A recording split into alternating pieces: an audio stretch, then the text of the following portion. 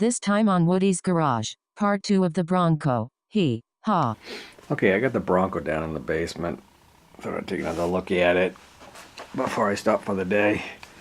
It's pretty complete. It does look like somebody just kind of slapped it together quick to bring it to the show. I did talk to the kid. He was a really nice kid who was selling it. He actually had a heart condition and he couldn't ride anymore.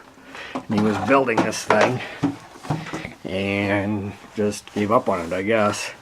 But you can see here, I mean, all the brake stuff's here. This part right there needs to go in between here. And then it looks like we could use a cable to go from the rear brake lever. It's pretty cool to have a foot lever on a mini bike, huh? From here back, that shouldn't be a problem to rig up. But you know, you notice the bolts are all undone, and I guess this was for a taillight and a fender. Actually, might have fenders that fit this, but it looks cooler without them. There's actually oil filled front shocks. I'm going to drain the oil out of them. You can see that the bike oversteers a little bit, thus that terrible ding in the tank. Don't know if it does it on the other side, because right now I can't move it all the way, but I guess that's a better thing when I have another chip. These top bolts seem to be a little loose. The kid pointed that out, and Randy and I were looking at it, and Randy was thinking that these were loose, but no, they seem to be tight. These seem to be loose, but sometimes you have to hold, like with an Allen, the bolt on the bottom in order to get these tight, and it might be like that. I'm not sure. I don't know what this deal is. I didn't catch every weed that you go by. Like I said, that engine mounting plate is new. Don't know when that was put in, but obviously no holes or anything like that in it. I don't know if this had the like a motorcycle engine, like a 50cc or something like that in it. Don't know a lot about it. I gotta look it up. Gas tank is actually pretty clean. Like I said, I don't have a cap. This thing's just stuck in there. Yeah, I don't think that would work very well. So I gotta look for one of those. You know, it might be a race on. The race of Gooma's Minibike Massacre is in like about a month and a half or something like that. It'll come right up though. And I was trying to get the other bikes ready for it. Now I feel like I want to get this one ready for it. But we will see. The painting of the frame and the stuff like that can obviously wait. Oh, it has another one of these chain adjuster things, like the Rupp. And it's very similar to the Rupp. The first thing, let's start up front and take the front wheel off and look at the brakes and drain the oil out of these shocks. That the front fork seals seem to be leaking. Sometimes that can be cured by just changing the oil, because the oil gets so thinned out over the years. So let's do that. Okay, looks like this is American 3/4 wrench took this off. We'll take this off and pop the wheel off. Alright, in lieu of spacers, it looks like someone stuck some washers in here.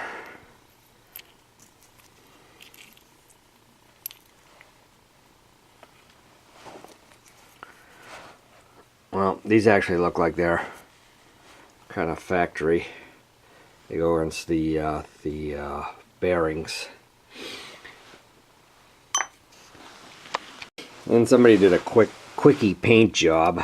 Surprised they didn't get it all over the tire, but got some on the brakes and stuff. But it looks like the brakes are in good shape, so that's a good thing. And it has the maybe a cable stop. I would think that would hold a cable, so that's good. I don't have any levers right now. Okay, let's get the oil out of these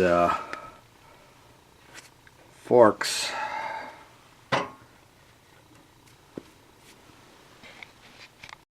That's some pretty old ass oil coming out of there. Looks like used motor oil. Had some sludge too that came out right away, so that's a good sign that this is pretty beat oil. Took the cap off. That was also 3/4, but the drains were 10 millimeter, so it looks like there's some metric parts on this. And it looks like barely nothing coming out of the other one.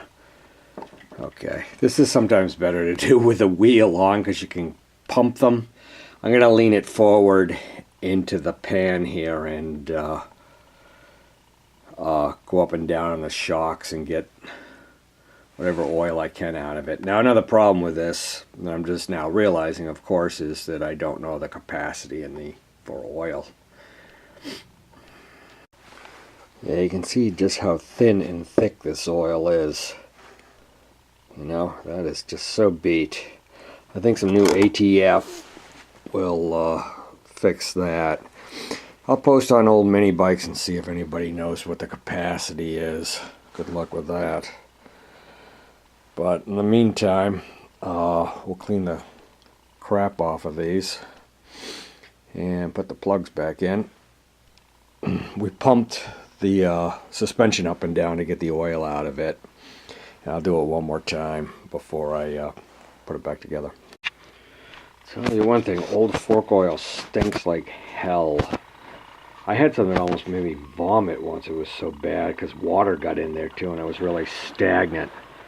Now there's some wiggling up in this front wheel and I was trying to figure out why. Now we have these, I have two of these guys and these look like they should go here. Although they still move around like this, but they're, you know, they're recessed like that. So they'd fit there. And I'm guessing, you know, as I said, the spacers are missing, so they put in these big clumsy ass washers. So, you know, I probably have something that I can use. And also the brakes. Where are they? Here they are. They're a little bit stiff. They're clean, but they're a little bit stiff. So I want to take out this pivot and see if I can get a little light oil on that, or a little light grease or something like that. So there's a few things to do to this front end. That's for sure. Focus up. Okay. Threw the axle back in without any washers. And these guys, as I suspected, do look like they go on the end. I mean, they look very good there. And you can see what I got for space. So, I got to figure out what that is. Actually, I think I'll put the nut on and just snug it to the point where everything looks straight. And try to figure out where to go from there without using those washers. So I do have some 1/2-inch bushing material, kind of wimpy, but we'll do the trick. I just got to figure out what the spacing's going to be.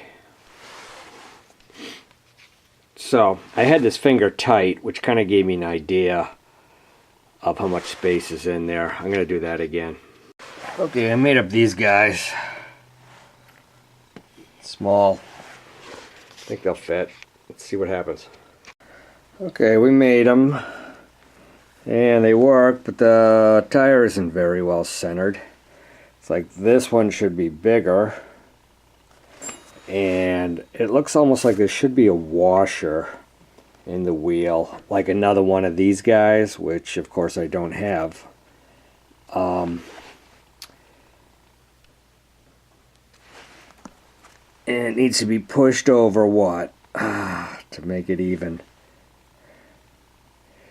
I mean, the spacing that I have with this, the spacers that I just made, seems to be right, you know, to even things out. But this one should be much smaller.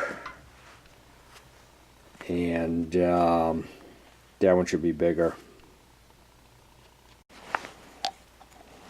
So these washers with a raised center here look like it's perfect inside here. One definitely belongs there. They belong on the outside too, and not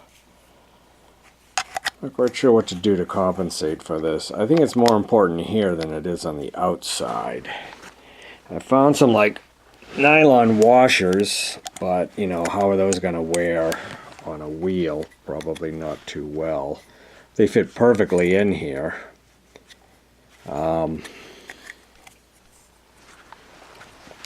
And they don't fit perfectly there. So I guess these would be called like shouldered washers or something. I mean, is there such a source for things like this? I hope I don't have the same deal on the rear wheel. For now, I'm going to put this front wheel back together and let's see what the horrors are on the back wheel. So if you like drilled something like this out and put it on that one, they would kind of do the same thing as this, providing this washer is the same diameter as this and the same thickness. So, you know, I really think one of these should go on the inside, like I said. And, I don't know, if I could get two of these, it would be terrific. That cheap bushing thing just splits when you put a little pressure on it. But, you know, the spacing's good just the way it is. You could test ride it like this anyway. But, don't like it, you know, when the bolt doesn't come all the way through to the end of the threads, you know something's not right. Just the forks are spread a little too much, but it's together now enough that we can take a look at the rear wheel. Okay, on the back wheel here, took off the nut. We have a washer. And then we got this wheel adjuster, the chain adjuster. And on this side, kind of seems like the same thing, although it's just axle is spinning. That spacer there looks brass, doesn't look like it's original. Let me see if I can get the rear wheel off. Yep, pounded the axle out. Nice to see good brakes again. Bearings look good. And someone painted this sprocket, looks kind of cool. They got some grease in there. So possibly not bad back here. The only thing is the way the guy had the wheel on, he didn't have the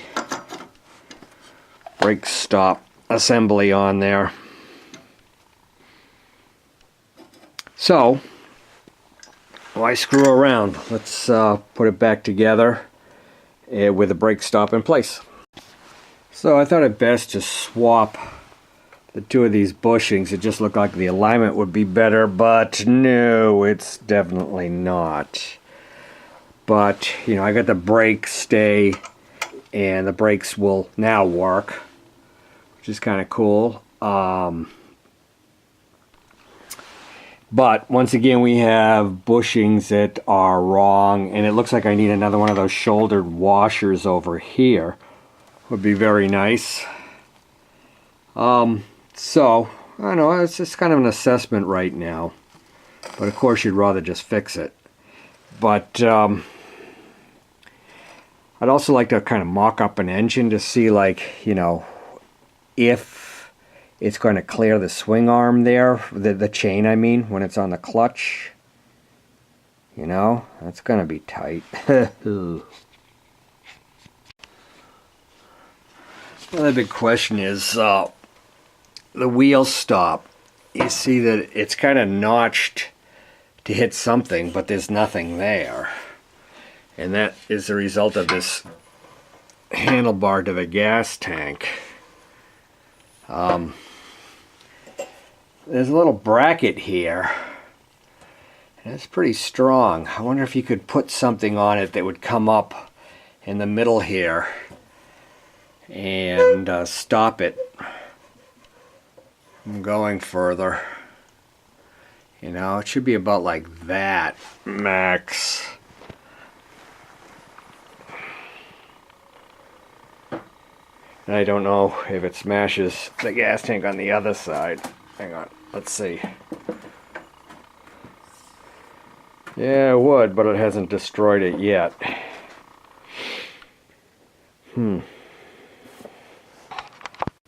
Okay, we threw the old little 2 horsepower Briggs & Stratton Golden Boy on here. And a couple of observations is, if it has a gas tank on it, it's not going to work. Because the engine is like pushed way forward. You couldn't even drill holes for it there. So it's probably like Tecumseh or maybe Honda. But also looking this way, it looks like, yeah, a chain would go on and probably clear everything. So, depending on what model this is, like I said, I think it was a Renegade, and a Renegade actually had like a motorcycle-ish type engine on it. And some of the other models had torque converters, but this couldn't have had a torque converter on it because there's no jack shaft and there's no place, so that's why I think it's a Renegade. So maybe we'll try another engine and see how it fits.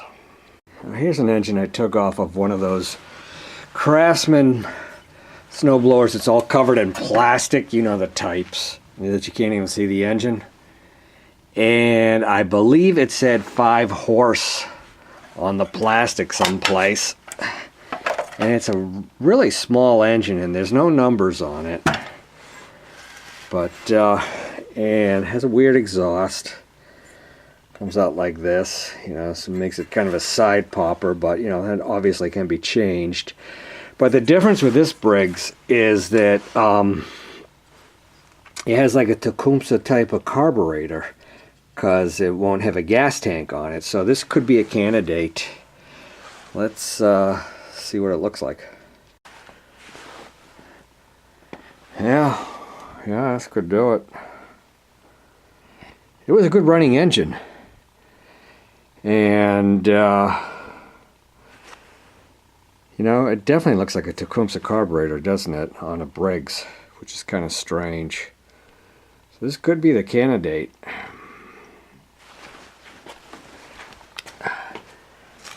Got, I think, a 3/4 shaft. Look at that muffler. That would be great. Burn your leg off. But could take that off and see what else I got.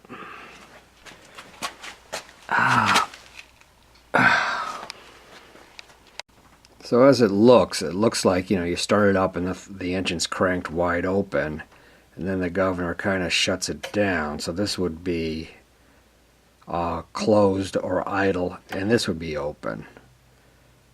So hitching a throttle setup to this, of course, will be I was going to say pain in the ass, but I didn't want to swear. A challenge.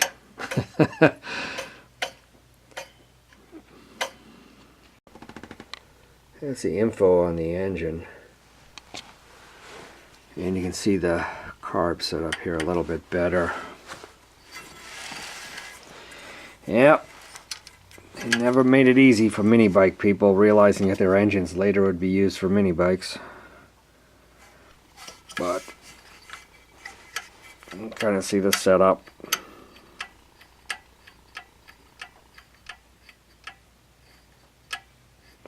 It's basically kind of got to work opposite of this.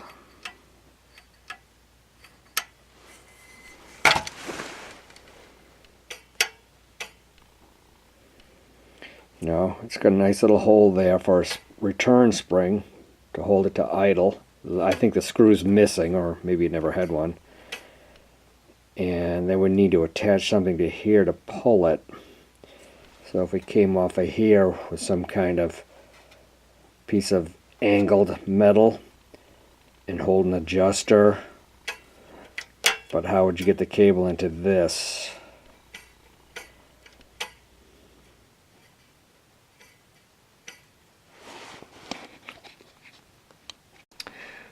It's also such a weird manifold here. The engine's about here. Probably a little further back. Sorry about the camera work. An air filter here. And what kind? You know, the old Tecumseh jobs come way out to here.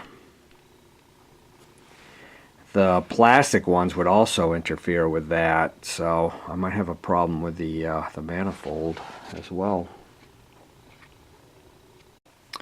Got another screw from an old carburetor, and we kind of self-tapped it through there. I don't think there's really any threads in there, but there are now, and the thread's good. So that's good. We disconnected the governor too, so it wasn't nagging, holding it wide open, so we get a better idea of how we could possibly hitch this up. Now, that's a good place for a return spring to hold it tight. Now we just got to have something over here to pull. You know, so you got a hole here. If the cable ran by it, you need something to hold the cable stop. Now, that shouldn't be so hard, but I can't think of anything right now. You know, I'd rather not use this Z-bend stuff, wire, you know, in the linkage. The hell with the governor, I don't need it. Let's unhitch that. Okay, the carb's off. I don't think I've ever had this off before, but doesn't seem to be a gasket on it unless I dropped it, and I don't see it anyplace. Kind of weird. Plastic manifold. Let's take this off. Plastic manifold off, and it's got one of these weird gaskets with a flap. Keep the heat off of it or something so the plastic doesn't melt. Just use metal. From a perfectly running engine to a taken apart engine. That's what I need, more stuff taken apart. Well, I took off this weird muffler. Oh, where am I? Sorry. Looks like it could be further broken down too. I mean, you could take those off and then probably attach it like, nah, maybe not. Anyway, this is threaded so you could put a hot dog muffler in it. This port, this manifold, doesn't seem to be particularly the same size as a Tecumseh, although I'm not sure. I've put a Tecumseh carburetor up to this and it's really hard to tell if it would fit. And I don't know if I have a different manifold that I could use. I gotta look around. Maybe I have something. Yeah, Tecumseh carburetor will fit onto this manifold. It's the same size, or I think it is. And this is the only manifold I had in the basement. I might have something outside in the junk, but I don't want to go out in the rain and look through stuff. But how's this for trick? We could do this. It would kind of look like a Harley. Yeah, it ain't gonna work. Okay. So I was going to put the manifold back on. The crazy thing is, look where the screw hole is. I mean, they moved it down here. That's where it screws into, not here. Weird. Okay, I threw the carb back on. Wanted to see, of course I just screwed this up, if the spacing was the same. Come on. For a Tecumseh air filter. And the answer is yes. Same size too. That's weird. I think Briggs just ripped off Tecumseh, huh? So we might see if we can find something that'll go on here that will clear everything once we have the engine kind of lined up. There's a chance something like this could go on. I think I have another style that's actually thinner than this. You know, you might have to cut away some of the housing, but that would be okay. As long as the filter works. Something about like that. Of course, the engine is not bolted down or lined up with a chain or anything. Ew, brother.